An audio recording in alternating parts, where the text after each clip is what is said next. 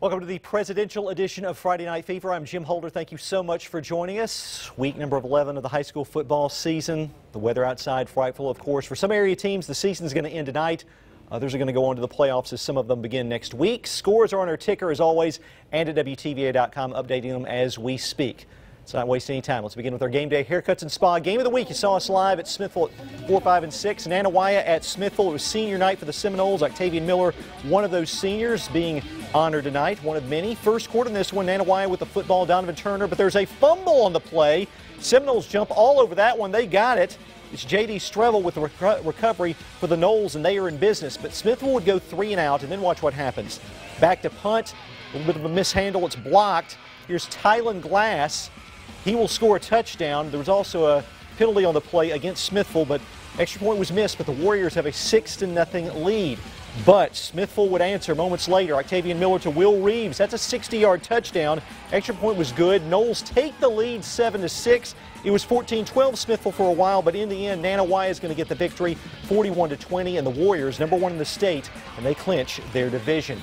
Choctaw County at Hatton, yeah, both teams already in the playoffs.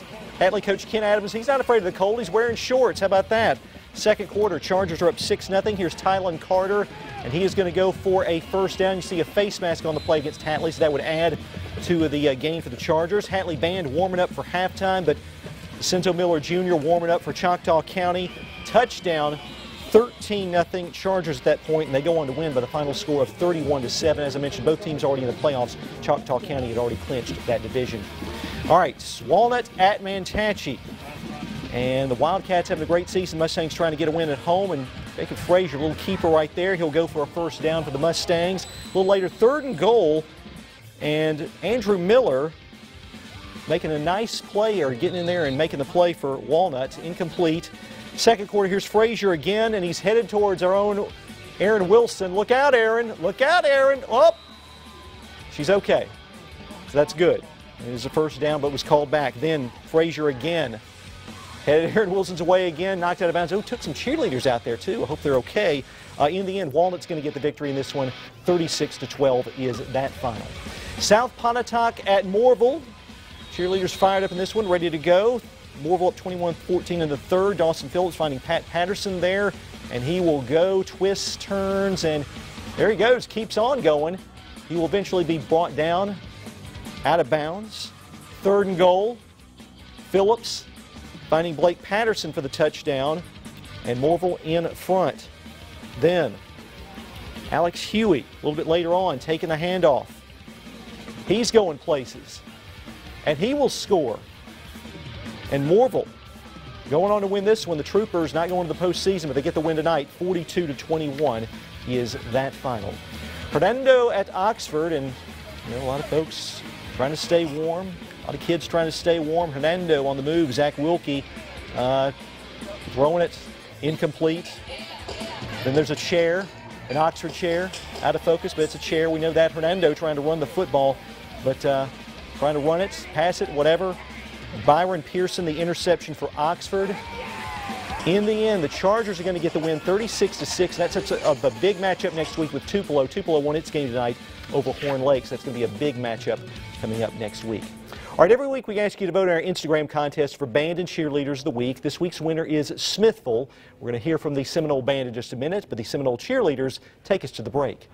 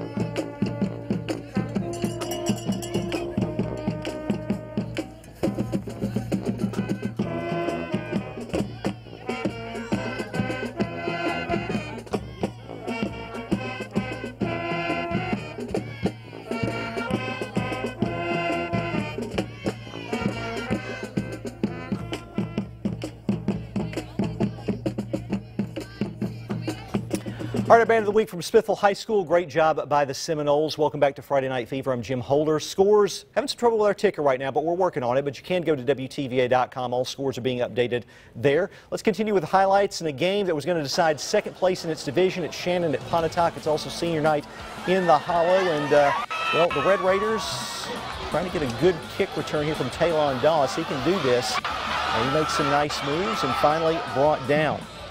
Then Pontotoc loves its seniors. Yes, they do. Red Raiders trying to move the football. That's going to go for a completion. And then first half coming to an end. Connor Armstrong looking for a touchdown. Cannot connect. Clock winding down. And you will see for Shannon, Darrell Carter Jr. taking the punt. He's going to find some space here and watch him go. He's going to score. Tightrope down the sideline. Looks like he might get knocked out of bounds, but no. Hands are up. He's scoring. Shannon up 14-10, but Pontotoc comes back to win 17-14. So Pontotoc will be at home next week in the playoffs. Shannon will have to go on the road as the number 3 seed. Corinth at North Pontotoc, and the Vikings trying to knock off the Warriors, who've had an outstanding year. And Zach Patterson pass and making some Vikings miss. It's a first down, and then Zarius Jones here going to carry it. And he's headed towards our own Evan Hensley, who is standing there waiting for him to score a touchdown, as he does. And the Warriors take a 20-0 lead. Vikings trying to get the running game going, but they are stuffed. And then Reese Skinter here. A little trouble with the snap. There's some muddy fields tonight, still recovered by Corinth. And then DT Sheffield is going to set up Sheffield with a touchdown sneak, and that will extend the lead for Corinth. Warriors get the win tonight. They are rolling. 40-7 is that final. All right, Nettleton at Boonville. Mike Maddox's team trying to get off to a quick start, as you'll see John Daniel Deaton back to throw, but Cedarius Conway of Nettleton looking for him, and he will bring him down. But he plays later. Here's Deaton once again. Actually, Conway on the sack on this play, and then lots of sacks in this one. Graham Garner for Nettleton back to throw, and he's going to be brought down by a host of Blue Devils. In the end, though, Boonville getting the win, 49-6. Blue Devils clinching their division with that win. All right, Faulkner at Baldwin, and nice move by Baldwin. They honored H.W. Byers' Martavius Smith, who was killed in an ATV accident this week. His last game was at Baldwin last week when Byers played there. Here you'll see Kendrick Ritchie with a 4-yard touchdown as Quest Hood's team is trailing. They'll try to find a receiver here, but not much of a gain. Baldwin getting a win. Bearcats cruising 49-0 is that final. TCPS at Okolona. Chieftains down 21-13 at the half. Third quarter, they've got the football. Here's Daquan Johnson with the carry for Okolona. Tucker Huggins, the nice stop for the Eagles. Fourth down. Hello. Brings up fourth down. Dikembe Thomas back to throw. This is near midfield. They're going for it. That pass is going to go incomplete. So the Eagles get it near midfield. Kai Holliday finding John Avery Harrod, and that's a nice play. He's going to be brought down at the Chieftains' 10-yard line. And then that's going to set up, you got Holliday throwing, you got Holliday running. Holliday's nearly going to run me over here, but I stay with it. Give me credit, but give Holliday credit for the touchdown. Nice play. Silences the crowd. Eagles get the win in this one, 49-25 on the road. Myrtle hosting Coldwater. Hawks looking to make the playoffs in their first season in a division. Here's A.I. Nugent taking the kickoff for the Hawks, and, well, he's going to put him in pretty good position. Nugent's had another big year. And then why not go to Nugent? He's going to take the carry.